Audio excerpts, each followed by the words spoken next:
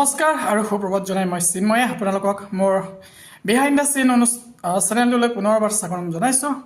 আজি মই আপোনালোকৰ লগত আলোচনা কৰিম 2021 বৰ্ষত অনুষ্ঠিত হৈ যোৱা DLEDৰ প্ৰথম ষান্মাসিকৰ 1 মাৰ্কছৰ কুৱেশ্যনসমূহ।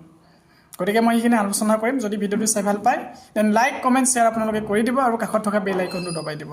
তো 1 নম্বৰৰ 8 আমাৰ দুটা কুৱেশ্যন আহিছিলে। ICPSৰ ফুল ফৰ্মটো আমি সকলোৱে জানো, ইণ্টিগ্ৰেটেড চাইল্ড প্ৰটেকশ্যন স্কিম, আৰু CCI ফুল ফৰ্ম লিখিব দিছিলে, যিটো ফুল ফৰ্ম হ'ব আমাৰ চাইল্ড কেয়াৰ ইনষ্টিটিউশ্যন।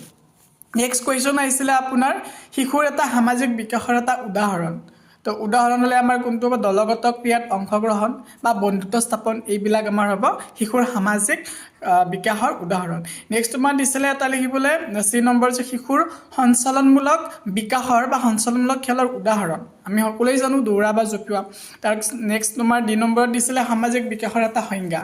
তো সামাজিক বিকাশৰ সংজ্ঞা হ'ব আমাৰ আপোনাৰ সামাজিক আকাংক্ষা অনুসৰি আচৰণ প্ৰদৰ্শন কৰা দক্ষতাটোক আমি সহজ অৰ্থত সামাজিক দক্ষতা বিকাশ বুলি ক'ব পাৰোঁ। নেক্সট আপোনাৰ সুধিছিলে ইতিবাচক প্ৰতিপুষ্টি বুলিলে কি বুজা, 1 মাৰ্কছত আহিছিলে। তো আমি এটাই লিখিব পাৰোঁ যে ইতিবাচক প্ৰতিপুষ্টি প্ৰদানে প্ৰতিক্ৰিয়াৰ সম্ভাৱনীয়তাসমূহ বৃদ্ধি কৰে, এইটো লিখি দিলে হ'ল।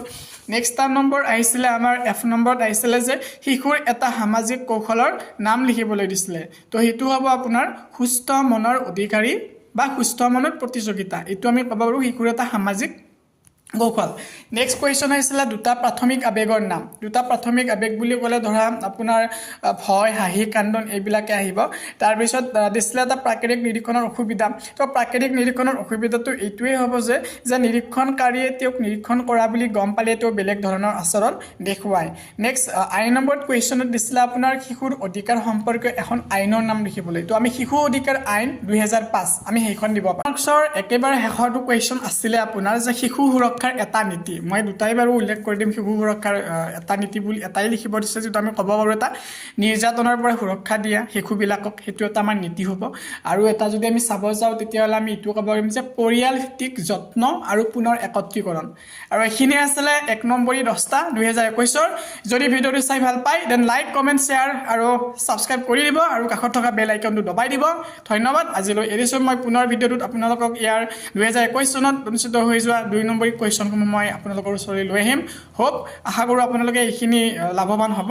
আজিলৈ এৰিছোঁ, বাই।